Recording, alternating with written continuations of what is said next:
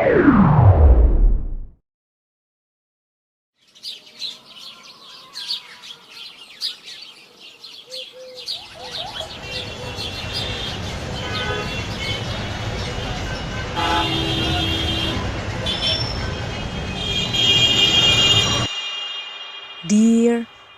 apa kamu juga pernah merasakan hal yang sama? Menjalani hidup dengan segala rutinitas yang begitu padat, dan setiap hari permasalahan terus menghampiri. Iya, aku tahu kamu banyak masalah. Bukan hanya masalah pribadi, namun juga masalah yang ada di sekelilingnya, yang seringkali membuat kita tidak berhenti memikirkannya. Istirahat sebentar yuk.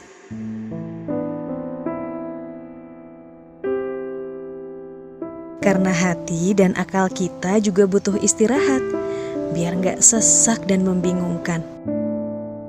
Nah, untuk teman-teman yang masih bingung, merasa sendiri, gabung yuk dengan kawan sejalan dalam Rewind and Remind.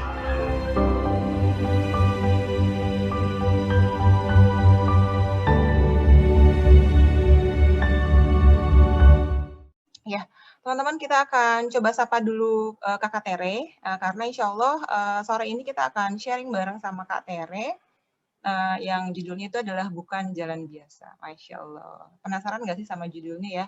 Bukan jalan biasa, terus jalan apa ya? Gitu ya. Udah hadir ya Kak Tere ya? Assalamualaikum warahmatullahi wabarakatuh. Waalaikumsalam warahmatullahi wabarakatuh Kak Tere. Insyaallah, assalamualaikum. Ya sekali lagi apa Iya. nih? Aduh nih agak terlambat nih. Iya Kak Tere, karena memang mepet sama waktu asar ya Kak Tere ya. Ya kadang-kadang kan asarnya jamnya ini ya. Iya. Ya subhanallah, Kak apa-apa. Tere apa kabar? Sehat? Alhamdulillah rabbil alamin. Masya Sehat Allah. walafiat insyaallah, mendoainnya selalu ya. Masya Allah, iya. Kak Tere kemarin kayaknya aku sempat lihat di IG story-nya Kak Tere tuh Kak Tere kebanjiran kayaknya ya. Qadarullah iya ngerasain juga nikmat air Masya hujan Allah. ya. Iya ya, Masya Allah ya. Tapi sekarang udah aman insya Allah Kak Tere ya.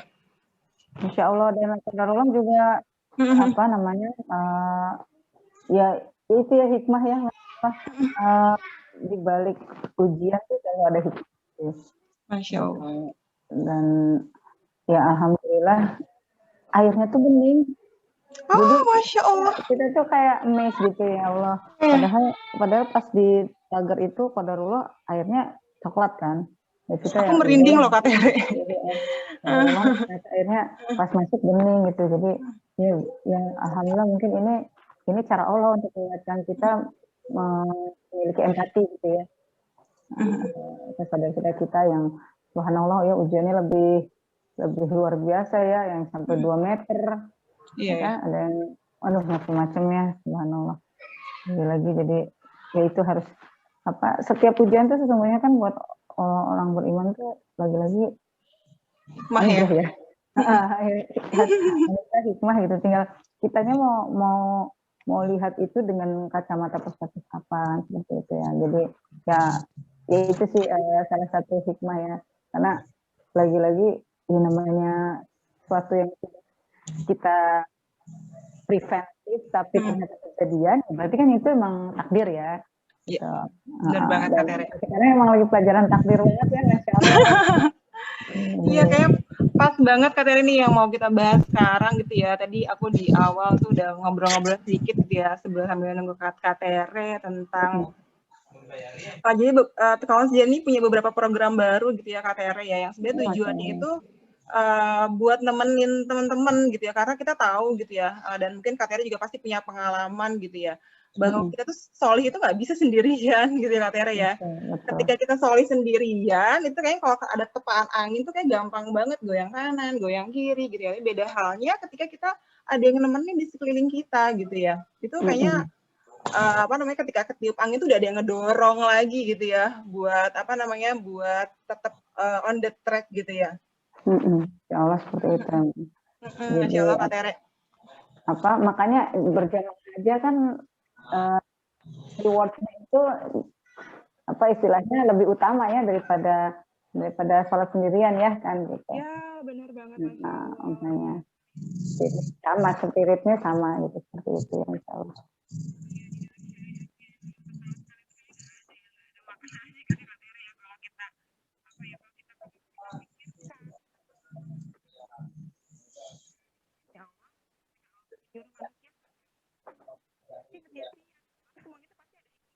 Maaf Kak Devi, nggak kedengeran. Afwan Kak, suaranya nggak kedengeran.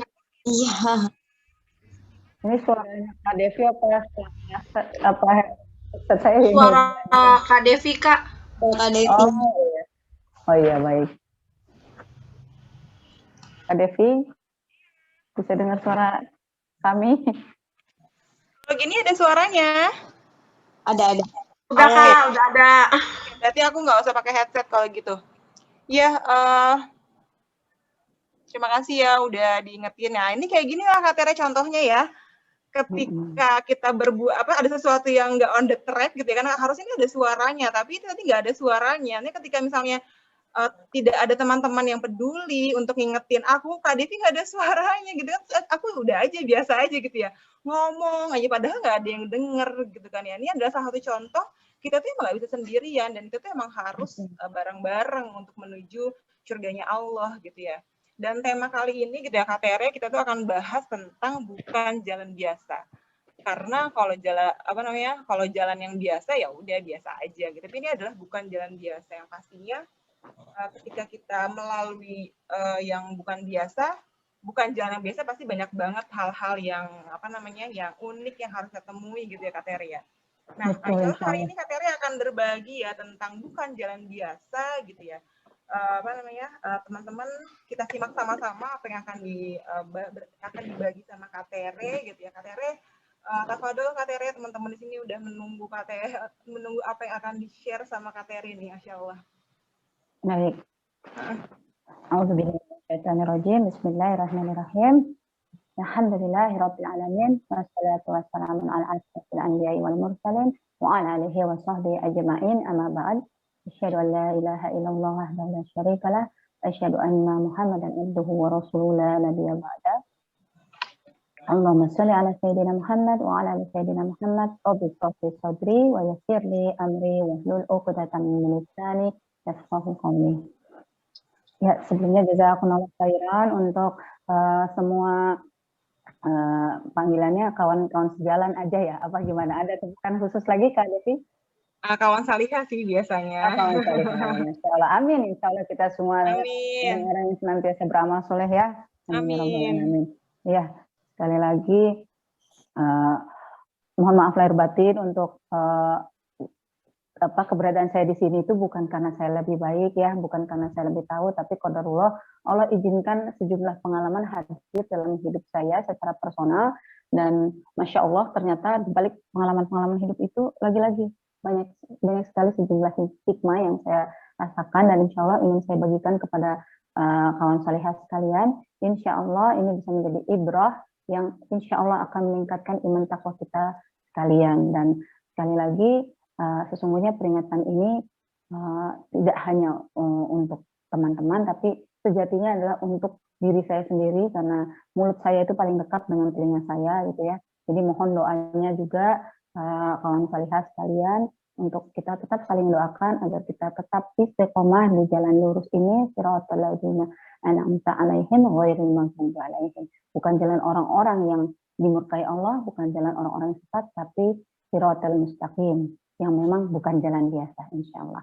Baik, izinkan saya melanjutkan slide-nya, Kak. Mohon dibantu. Ya. Baik, bismillahirrahmanirrahim. Ini adalah salah satu ayat favorit saya ya, karena qadarullah saya juga merasakan banyak sekali peristiwa hidup yang membuat saya selalu mencoba untuk mencamkan ini gitu ya, dalam setiap waktu sebelum tidur terutama ya. A'udzubillahi Bismillahirrahmanirrahim. Ya ayyuhalladzina amanu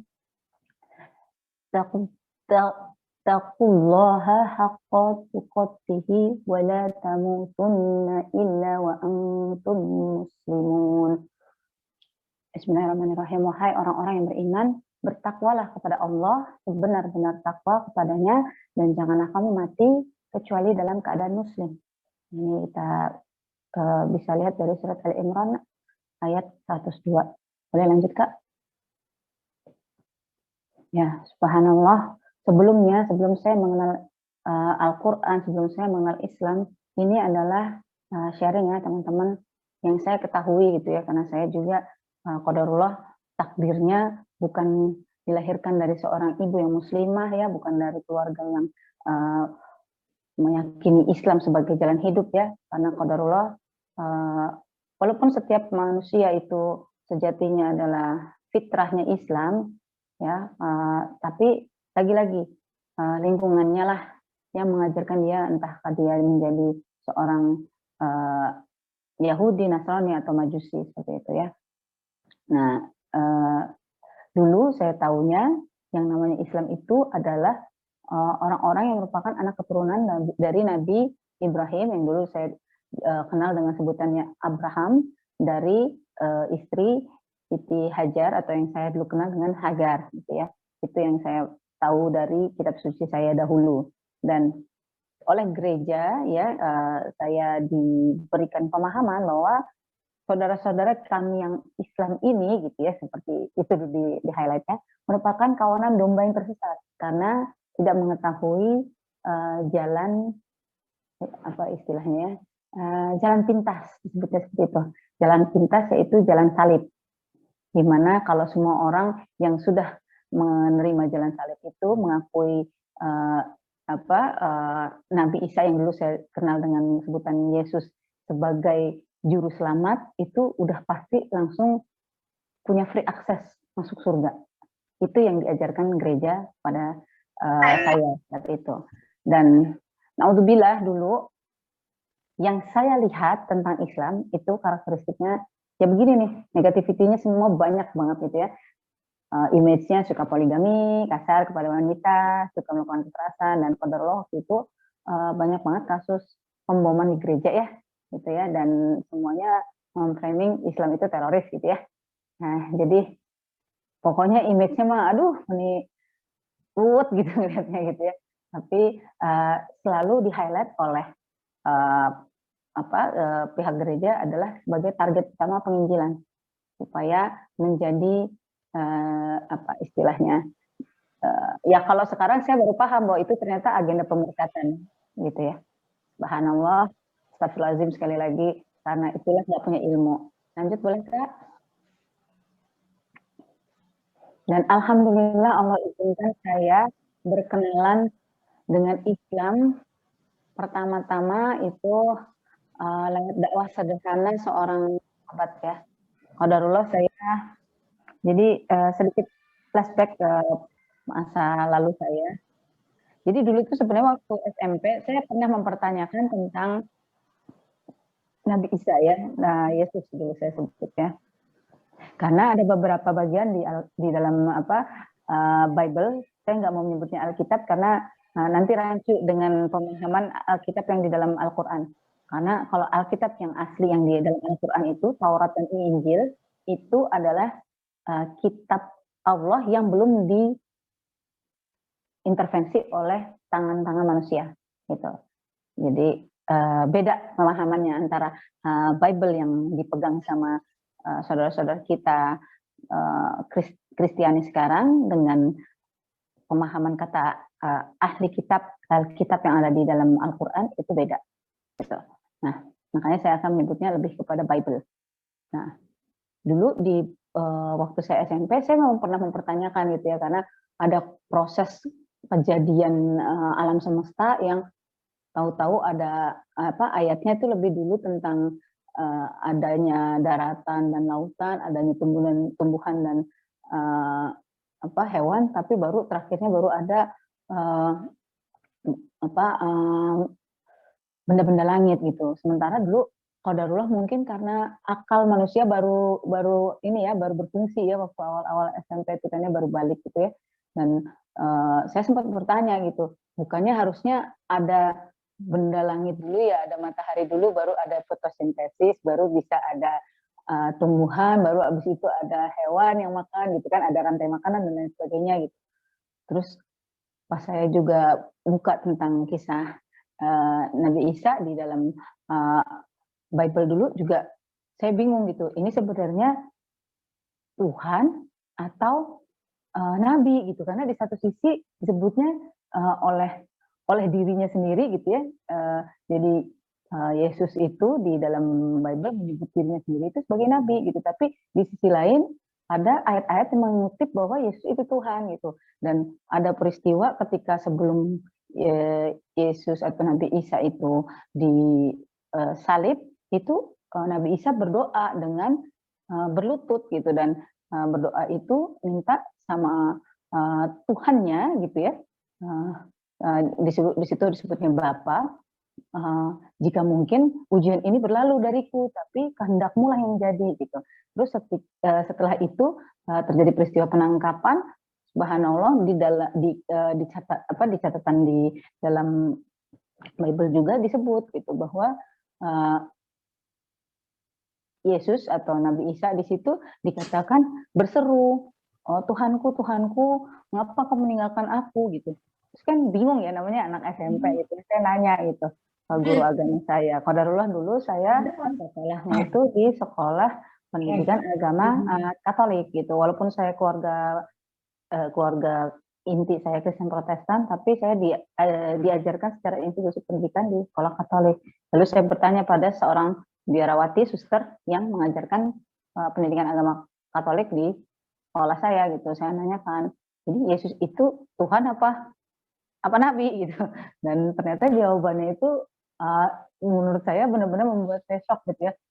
Ada hal-hal yang menurut guru saya itu tidak boleh dipertanyakan gitu. Karena kalau kamu mempertanyakannya, kamu sama aja tidak beriman dan itu dosa besar gitu. Jadi saya menganggap diri saya oke, saya mungkin salah nih nanya gini, dan saya nggak berani nanya lagi gitu. Dan akhirnya saya tunduk patuh dengan semua ajaran gereja. Dan alhamdulillah Allah sayang sama saya diberikan waktu ketika itu masih di kampus ya, tahun 98 saya baru jadi mahasiswi, ketemu dengan seorang sahabat ya, kawan salihah saya ini, qadarullah juga seorang remaja masjid ya, waktu itu masjid Pondok Indah.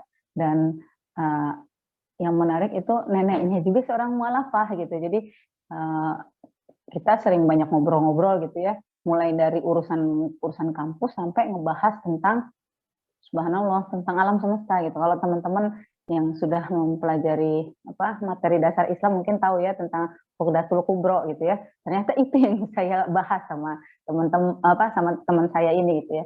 Subhanallah. Jadi ngomongin tentang kita itu alam semesta gitu kan, ngomongin tentang planet-planet, ngomongin tentang sampai akhirnya ya ini siapa sih yang punya alam semesta ini, dan akhirnya kita sampai ke suatu pertanyaan yang agak sensitif memang ya. Memangnya Tuhan kita sama Tuhan Tuhan kamu sama Tuhan aku sama gitu kan? Ya harusnya sama loh, kan Tuhan yang Maha Esa gitu kan cuma satu creator dari the whole universe ini gitu. Ya nggak mungkin kalau misalnya ada banyak, berarti kan terberantem kan gitu. Oke, berarti konsepsi tentang Yesus bagaimana nih gitu kan. Akhirnya saya bahas kalau di dalam ajaran yang saya ketahui, diajarkan orang tua dan diajarkan oleh pihak gereja, ya Yesus adalah inkarnasi pemilik alam semesta gitu, yang menjadi manusia untuk menebus dosa manusia. Yang itulah yang disebut dengan jalan memilih disalib gitu, supaya orang-orang tidak lagi susah payah untuk masuk surga. Jadi kayak dapat tiket istilahnya dapat dapat free pass gitu ya, dapat kelas VIP kalau misalnya menerima Yesus seperti itu. Karena saya secara bawah sadar akhirnya udah terdogma juga kan sama gereja, karena diajarkan untuk ini loh saudara-saudara kamu yang tersesat, ayo kembalikanlah ke jalan yang benar versi gereja gitu kan. Tapi Allahu Akbar, Allah izinkan saya mendapatkan versi yang sesungguhnya tentang kebenaran, yaitu ketika teman saya bilang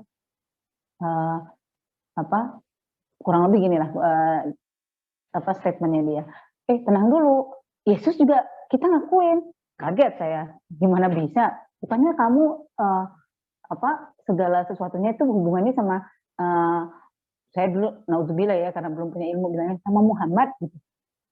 Ya, itu Nabi Muhammad mah nabi terakhir, tapi sebelum Nabi Muhammad itu ya Yesus. Kita nyebutnya Nabi Isa kalau dalam Al-Qur'an. Tapi ya Tuhannya cuma satu, yang lain-lain itu semuanya nabi. Kalau nggak percaya lihat aja ntar Al-Qur'an, karena teman saya mungkin ingin apa ya supaya tetap nggak sampai jadi debat gitu ya. Nah, supaya tone down akhirnya ya udah, akhirnya saya curious. Oke, di Al-Qur'an ya. Selama ini kan selalu forbidden gitu ya image-nya kalau baca kitab penganut agama lain gitu ya kalau di gereja. Tapi karena alhamdulillah saya sangat menyukai ilmu pengetahuan, saya pikir loh nggak apa-apa dong, kan saya udah yakin gitu dengan yang sudah disampaikan oleh gereja. Kenapa perlu saya takut? Kalau benar ya pasti benar gitu kan. Mindsetnya kan penelitian ilmiah gitu. Boleh lanjut Kak di slide berikutnya. Dan alhamdulillah Allah izinkan saya melakukan penelusuran ilmiah karena saya juga waktu itu latar belakangnya adalah jurusan komunikasi. Alhamdulillah saya pakai salah satu dari beberapa teori-teori komunikasi yang Allah izinkan ya. Lagi-lagi semua ilmu itu pemiliknya Allah gitu. Walaupun ilmu yang kita pikir itu ilmu dunia, ternyata tetap aja kalau Allah mau ilmu dunia itu bisa dijadikan Allah sebagai sarana untuk kita mengenal Rabb kita. Allahu Akbar. Dan alhamdulillah dari penelusuran ilmiah itu saya akhirnya menelusuri sejarah-sejarah agama di dunia ya, yang terutama 3 agama yang disebut 3 agama samawi. Kok bisa sih 3 agama langit? Bukannya harusnya cuma 1 ya gitu kan?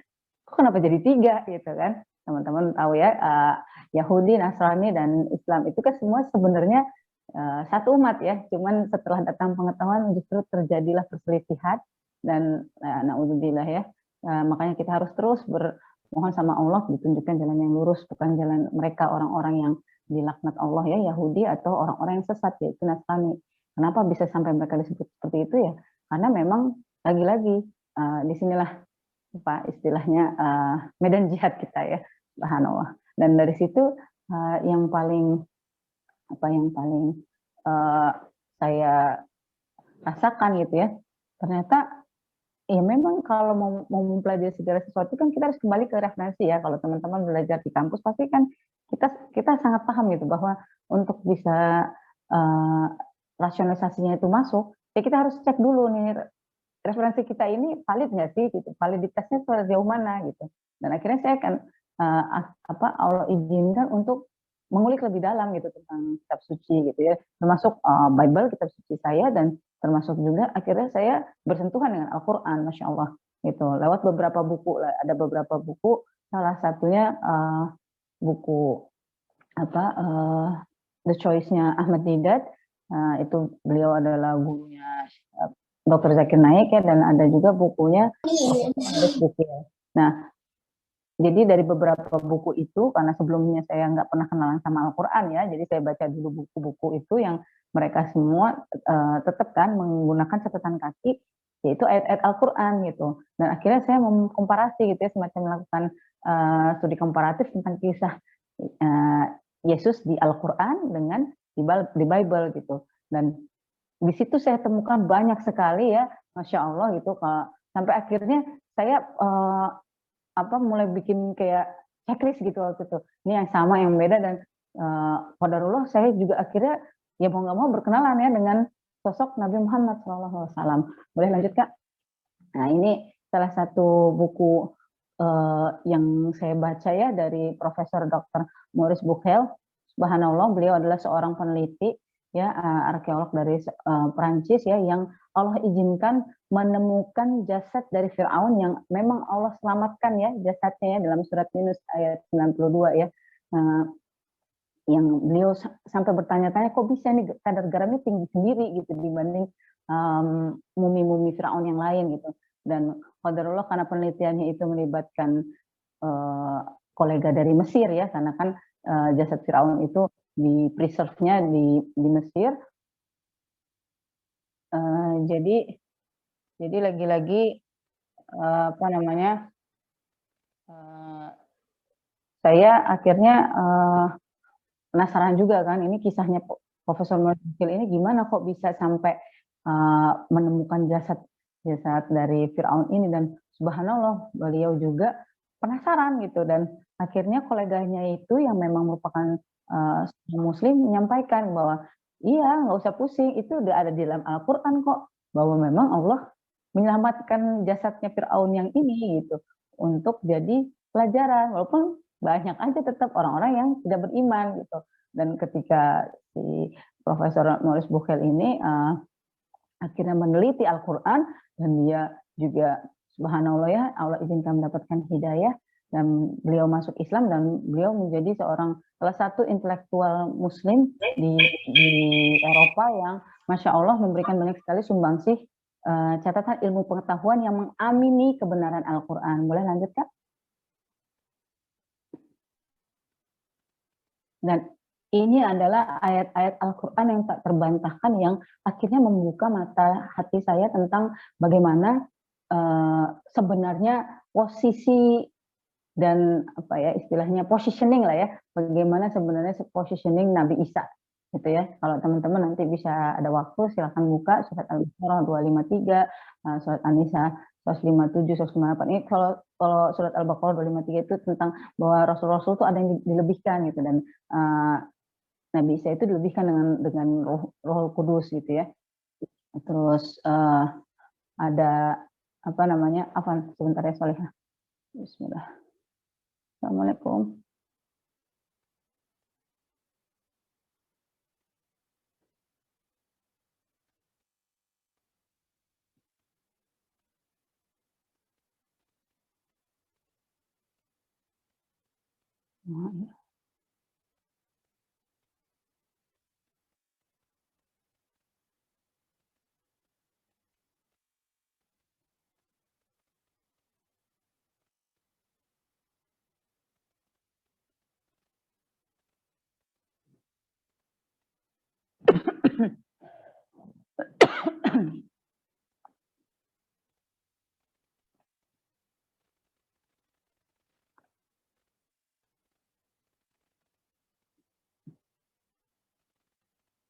Baik, Bismillah. Ya, saya lanjut ya. Di surat Al-Baqarah tadi 253 itu menjelaskan bahwa Nabi Isa diperkuat dengan Roh Kudus. Astagfirullah. Apa? Nah, kalau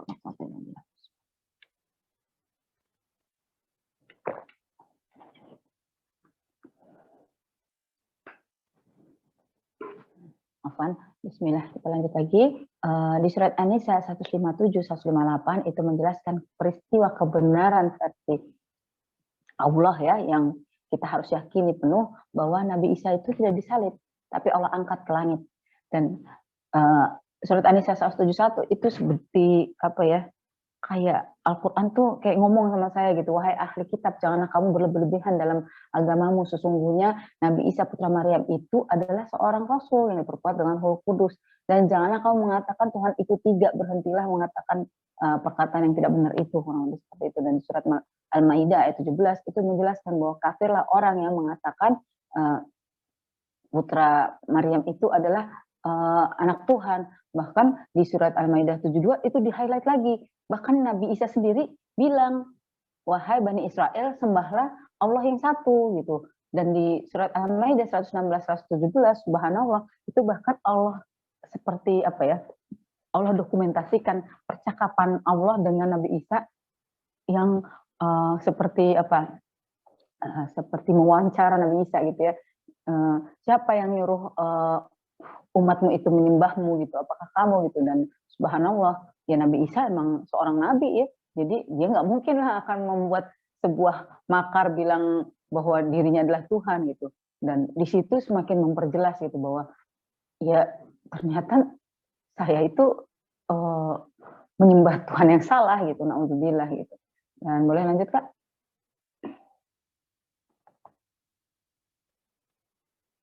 Dan subhanallah akhirnya sejumlah ayat-ayat Al-Quran itu terus ya membuka taufik saya gitu ya, pengetahuan saya. Namun hati itu memang lagi-lagi ya cuman Allah yang punya gitu. Makanya saya sempat ada di episode kehidupan di mana saya nggak berani memilih agama gitu. Jadi saya sempat seperti orang agnostik gitu ya. Kalau teman-teman tahu pemahaman agnostik, mereka tidak tidak memilih agama manapun, tapi mereka masih mengakui ada super power yang mengontrol alam semesta ini gitu. Nauzubillah, itu akibat saya terinfeksi juga dengan ilmu filsafat pada waktu itu ya. Dan alhamdulillah Allah izinkan saya mendapatkan sejumlah kode keras gitu. Salah satunya berupa mimpi-mimpi, dan yang paling Allah izinkan buat saya adalah saya dikasih pertanyaan yang la haula wala quwata illa billah, itu adalah ternyata pertanyaan alam kubur ya, man rabbuka, man nabiuka. Dan alhamdulillah saya bangun ketika saya mimpi itu, karena kalau nggak bangun berarti kan saya udah selesai ya, belum sempat melakukan statement sebagai orang beriman gitu ya. Tapi alhamdulillah Allah izinkan saya masih hidup, dan akhirnya saya diberikan kemudahan juga, dibantu oleh sobat solihah saya yang menjelaskan berdakwah simple tentang Nabi Isa itu. Saya waktu itu tahun 2 September tahun 2000 tepatnya diizinkan Allah untuk bersyahadat. Dan subhanallah, justru bukan setelah itu selesai, ternyata itu baru pintu masuk gitu. Dan memang Allah bilang bahwa kamu pasti akan diuji gitu. Kalau emang kamu bisa yakin gitu bakal masuk surga gitu aja, itu tanpa hanya dengan mengatakan saya beriman tanpa diuji gitu kan, kalau di surat Ankabut ayat 2 ya. Nah, kita pasti akan diuji. Makin kita mengakui bahwa Allah adalah Rob kita, makin kita bilang saya mencintai Allah, ya pasti Allah uji gitu. Dan subhanallah, lagi-lagi Al-Quran itu memberi bukti gitu bahwa ya makanya kamu harus jadikan sabar dan sholat sebagai penolong gitu ya, dan untuk menjauhi kita dari perbuatan keji dan mungkar, kalau di surat 29 itu ya, Ankabut 45 gitu. Dan naudzubillah, karena dulu saya ya itulah ya, waktu tahun segitu tuh yang namanya pergerakan hijrah itu lagi-lagi ya, memang paling penting itu teman-teman ya, kalau udah alhamdulillah Allah sudah buka hati, udah buka pikiran kita untuk berhijrah, jangan ikuti ini ya, jangan ikuti kebanyakan manusia yang kalau dulu tuh saya selalu bilang udahlah jadi Islam yang biasa-biasa aja gitu. Jadi akhirnya ya dulu karena saya nggak punya guru, ya saya ikutin gitu. Padahal ternyata dalam surat Al-An'am ayat 116 disebutkan bahwa janganlah kamu mengikuti kebanyakan manusia, karena kebanyakan hanya mengikuti prasangka gitu.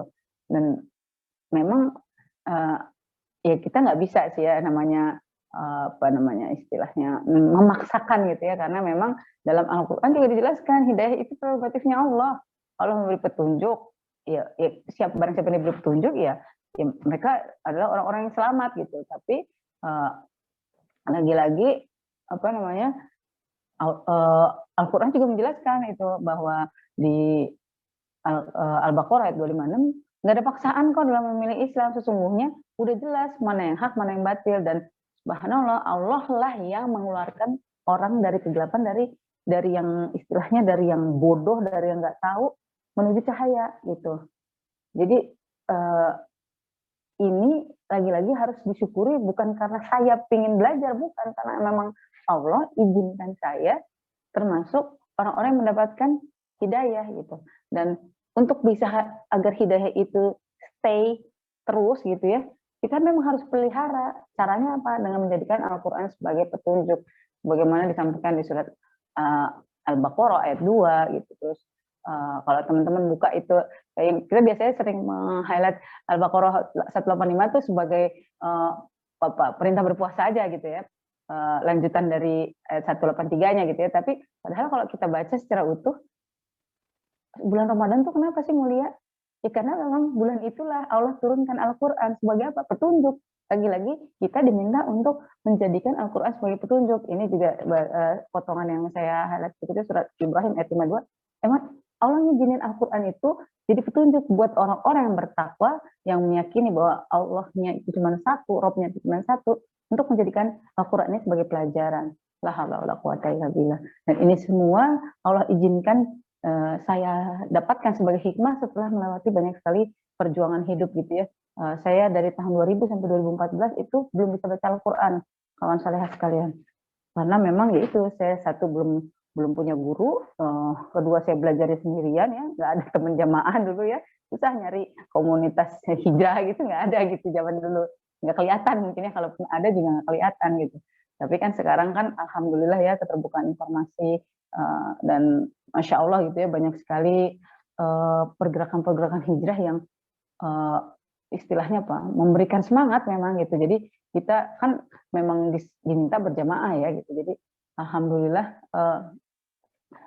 lagi-lagi buat teman-teman sekalian yang memang sekarang nih sudah dapat nih apa istilahnya, hamasanya udah dapat gitu ya, semangatnya udah dapat, ya memang harus bergandengan tangan gitu dengan acuannya ya lagi-lagi Al-Quran. Boleh lanjut Kak?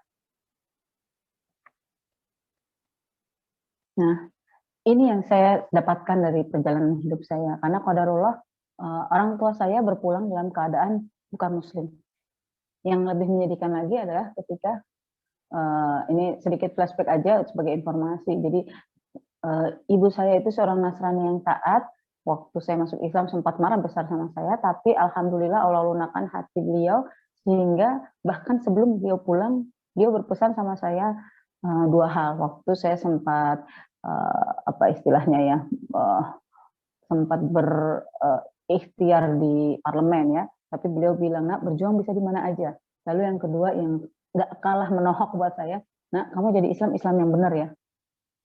Jadi kayak astagfirullahaladzim, selama ini saya Islamnya apa nggak benar gitu ya. Sementara ayah saya yang meninggal 1 tahun setelah ibu saya meninggal 2012, ayah saya meninggal 2013. Qadarullah pada saat saya memutuskan masuk Islam, beliau itu sudah masuk Islam lebih dahulu, bahkan menjadi salah satu saksi waktu itu di Masjid Pondok Indah. Tapi ya lagi-lagi ya la haula wala quwata illa billah, Allah lah yang punya hak prerogatif untuk memberikan cahaya ya. Dan lagi-lagi kita itu punya part which is dengan ikhtiar. Saya nggak tahu apa yang terjadi dengan ayah saya, tapi memang di ujung hidupnya beliau berpisah dengan apa, dengan istrinya yang selain ibu saya, dan waktu itu akhirnya rujuk dengan ibu saya, tapi naudzubillah mungkin ya saya nggak tahu lah ya, mungkin lagi-lagi kita harus kembali ke bab niat sih memang untuk hal itu. Barang siapa yang niatnya berhijrah itu selain untuk Allah dan Rasulnya, memang ya pasti akan mendapatkan ya hanya yang dia niatkan itu gitu. Dan qadarullah ayah saya berpulang dalam kondisi waktu itu memang sakit cukup lama juga. Kalau ibu saya cancer, ayah saya itu ada sakit jantung dan diabetes, dan naudzubillah, karena kita tidak bisa melupakan lagi-lagi ya peran lingkungan gitu. Lingkungan waktu itu, keluarga besar saya adalah seorang banyak misionaris gitu ya. Ada sejumlah pendeta, bahkan adik saya juga sekolah pendeta gitu. Jadi qadarullah pada saat beliau di rumah sakit, subhanallah, mungkin ya itu lagi-lagi makanya penting banget ya teman-teman, untuk makanya kita dalam Islam tuh selalu diminta kan jenguklah orang yang sakit gitu. Karena memang untuk memberikan semangat juga ya untuk saudara-saudara muslim kita ya. Cuman qadarullah kondisi Covid ini memang penuh dengan dilema. Dan ya itu pentingnya kita terus mendoakan. Pada akhirnya saya itu lagi-lagi dapat kode keras dari Allah. Cuman karena memang itu, saya juga mungkin karena waktu itu belum punya ilmunya gitu. Saya dimimpiin lagi sama cahaya untuk menanyakan, ayah saya mau meninggal secara apa ya. Waktu itu kan kondisi saya, ya nggak mungkin kayaknya ya, masa orang lagi sakit terus ditanya, Pak mau meninggal secara apa gitu. Kayaknya nggak make sense banget gitu.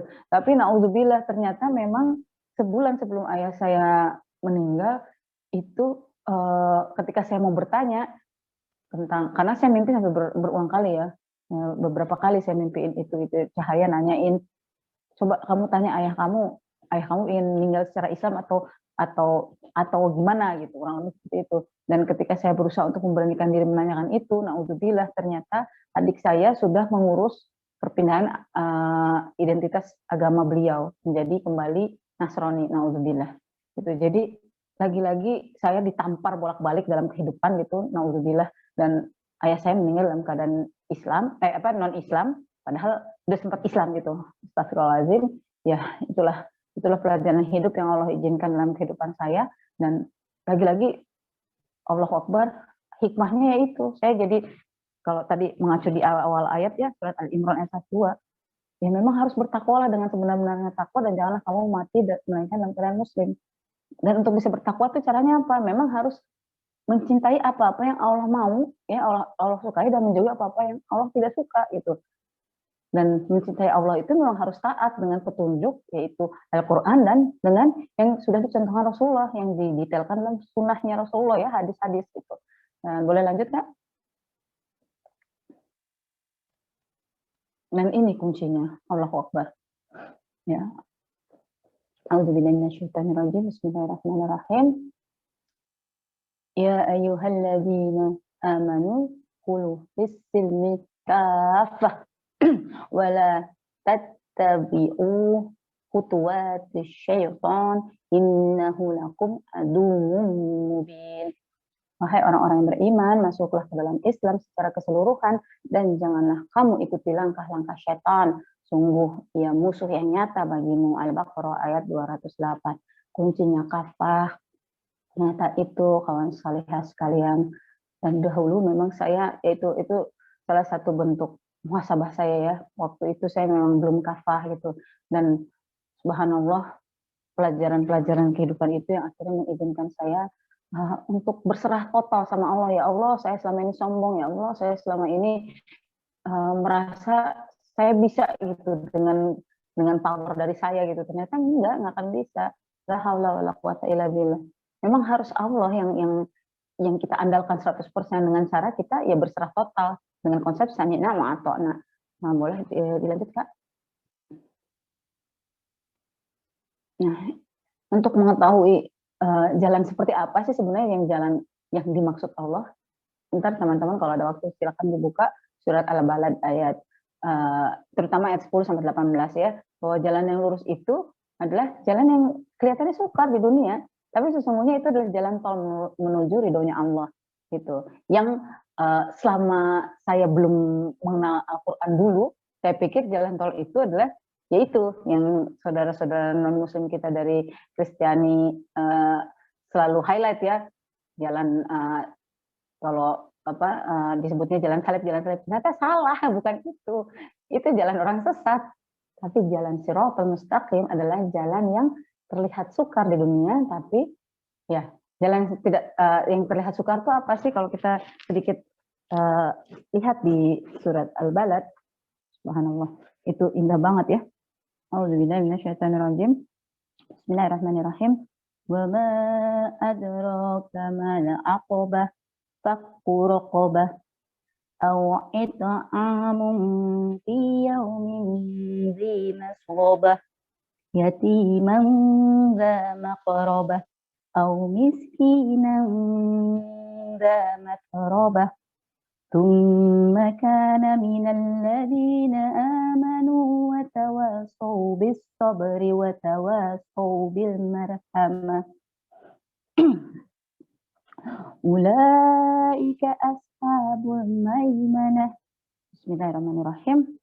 Dan tahukah kamu apakah jalan yang mendaki dan sukar itu? Yaitu melepaskan perbudakan atau hamba sahaya, atau memberi makan pada hari terjadi kelaparan kepada anak yatim yang ada hubungan kerabat, atau orang miskin yang sangat fakir. Kemudian dia termasuk orang-orang yang beriman dan saling berpesan untuk bersabar dan saling berpesan untuk berkasih sayang.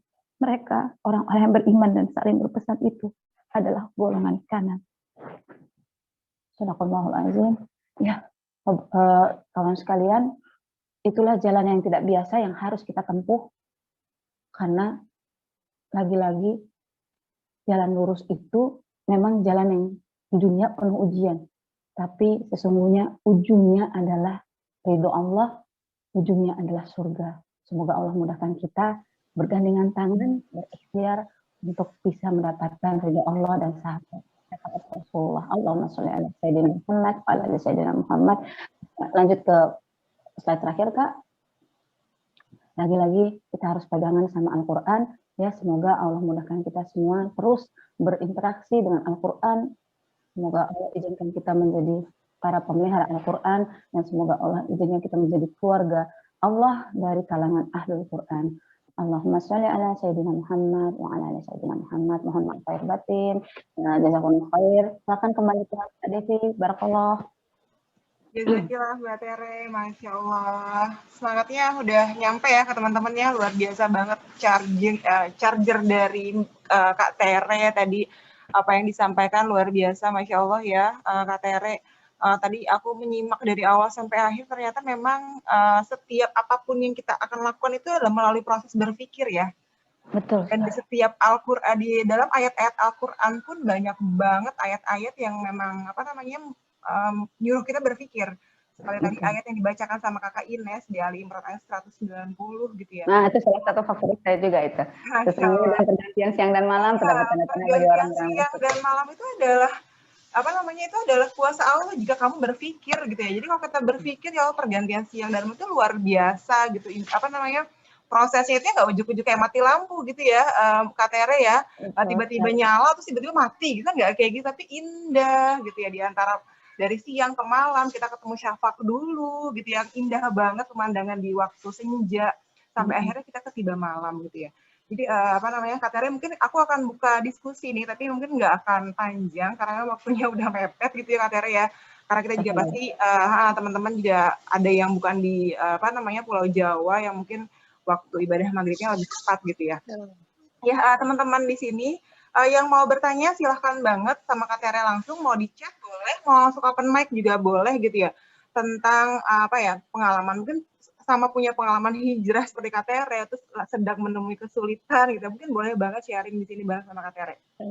Teman-teman boleh raise hand atau boleh chat langsung sama di kolom chatnya.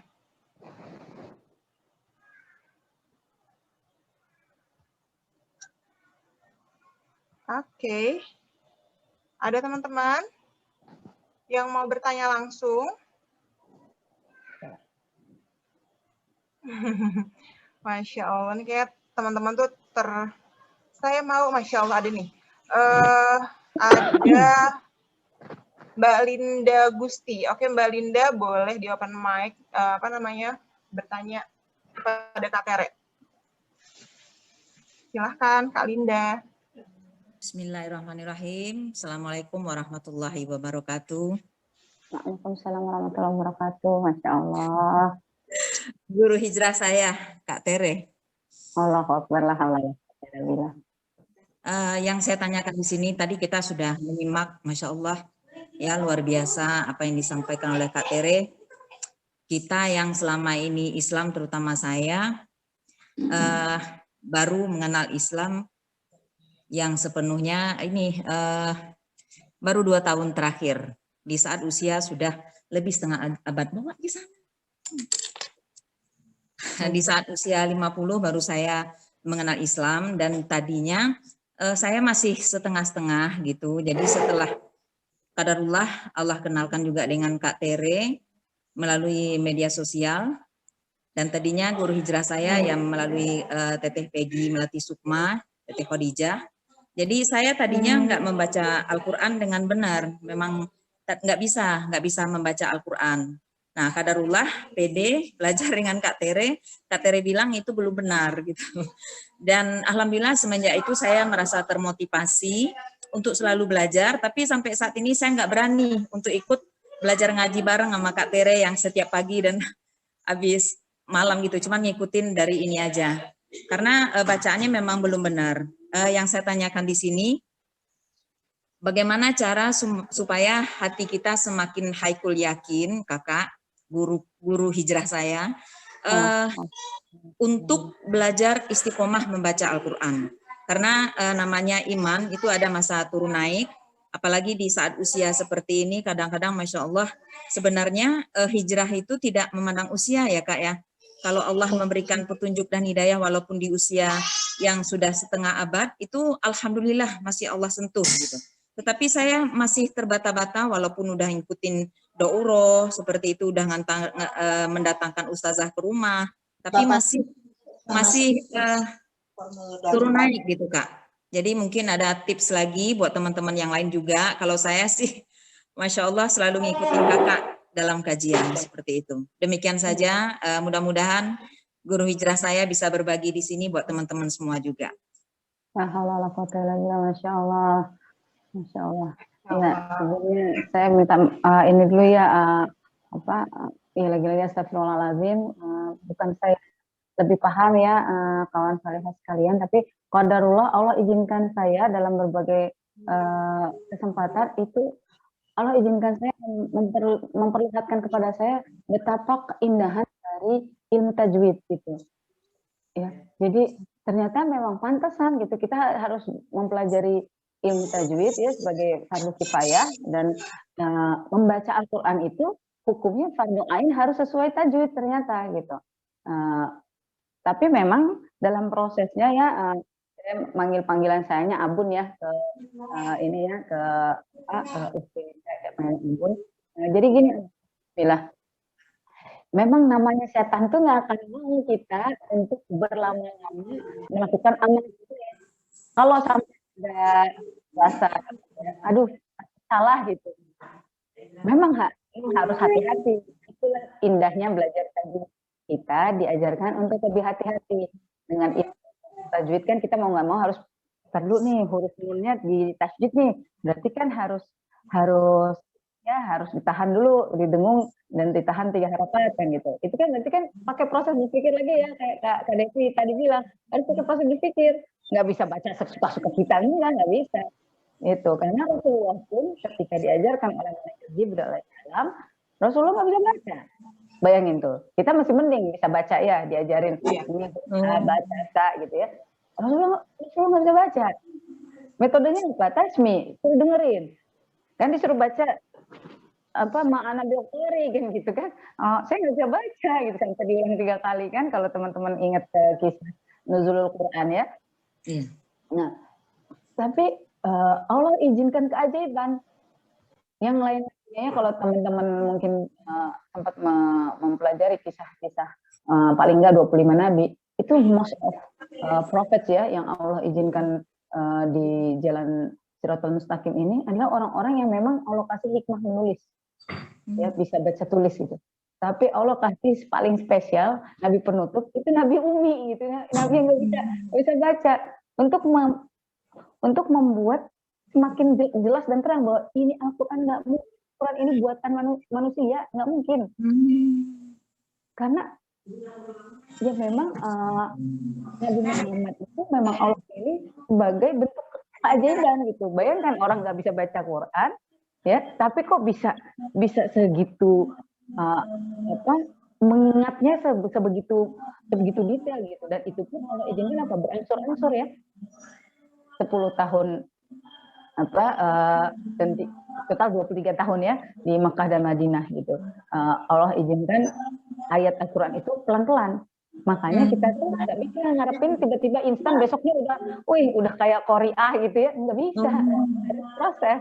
Dan itu adalah nikmatnya kita berserah sama Allah.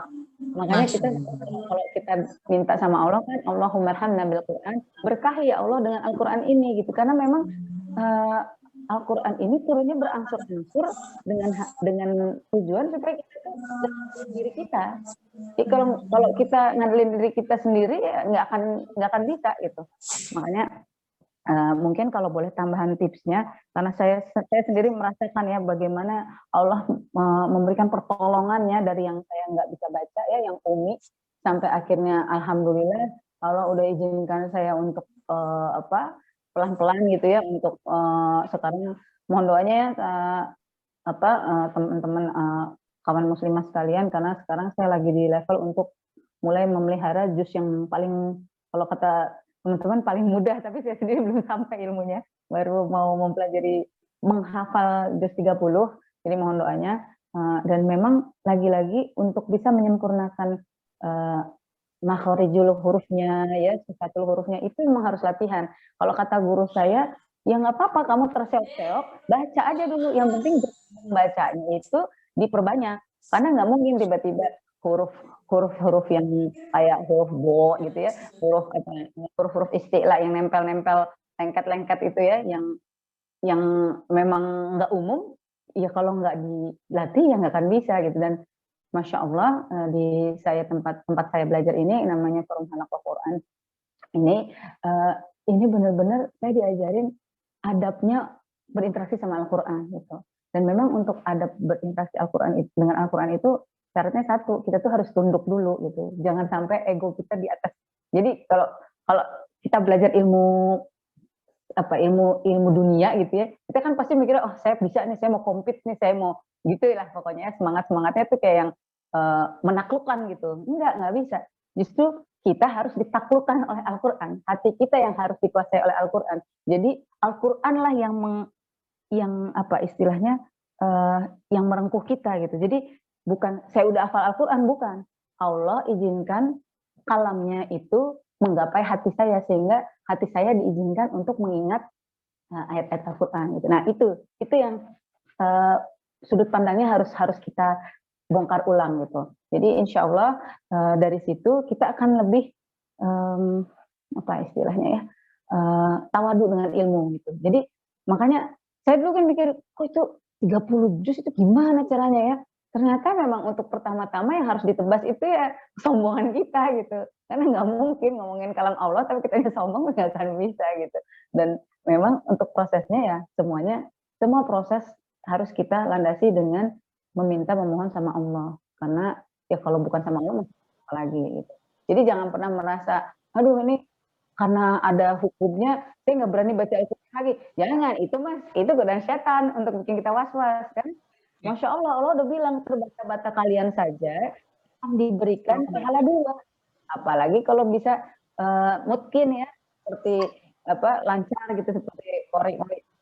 Itu insya Allah bisa baca Al-Quran sama malaikat gitu kan. Dan Masya Allah kalau kita baca di sejumlah hadis itu nanti kita tuh di surga itu kan nggak ada lagi sholat, nggak ada lagi puasa, yang ada tinggal apa? Al-Quran. Dan kita akan naik ke langit sesuai bacaan Al-Quran kita. Masa sih kita yang mumpung masih di dunia ini nggak mau elevate ilmu sih supaya kita bisa baca Al-Quran lebih baik gitu kan. Kita pengen surganya itu paling tinggi ya, paling deket nanti sama kaflingnya Rasulullah ya nggak sih? Ya. Kan pengennya kan sampai atas gitu. Nah, bismillah semoga dengan semangat ini teman-teman bisa lebih boosting gitu. Jangan hanya pas nunggu bulan Ramadan, jangan nungguin ntar bulan Ramadan, jangan. Ntar kalau nggak ketemu bulan Ramadan lagi gimana? Nauzubillah. Ya kan? Selalu mulai dengan Al-Quran tiap pagi dan tutup dengan Al-Quran. Insya Allah itu akan memudahkan kita menuju ridhonya Allah sehingga kita bisa pulang husnul khotimah. Mohon maaf lahir batin, itu yang bisa di-share ya, Abun. Jadi jangan pernah ngedrop kalau ini, terus justru latihan terus. Insya Allah mudah. Ya Allah. Jazakillah khair kakak. Masya Allah, saya kalau mendengar kakak pengen nangis saja. Masya Allah. Ya Mbak Linda, semoga kita sama-sama istiqomah dan bisa terus saling ingetin ya Kak Tere ya. Kak Tere ini di Instagram live-nya itu tiap pagi itu ada baca Quran bareng ya, mungkin teman-teman juga bisa ikutin bareng sama Kak Tere gitu ya di live-nya gitu ya. Kak Tere, memang kita itu emang harus berpikir di setiap apa yang akan kita lakukan, dan tadi dengan baca Al-Quran aja itu kita emang harus sabar ya, gimana menstabilkan guna itu kan perlu sabar banget ya, dan itulah kita belajar untuk gitu ya, kita emang memantaskan diri untuk Al-Quran, dan Al-Quran lah yang memilih kita, dia tuh mau dibaca sama kita atau enggak gitu kan ya Kak Tere ya. Masya Allah ya. Selamat menjalankan aktivitas kembali, selamat menunaikan sholat maghrib ya. Sebentar lagi karena udah mau masuk maghrib juga, jadi teman-teman boleh kami dari Kawan Sejalan undur diri. Mohon maaf lahir batin. Wassalamualaikum warahmatullahi wabarakatuh. Waalaikumsalam warahmatullahi wabarakatuh. Jazakumullah, Kak.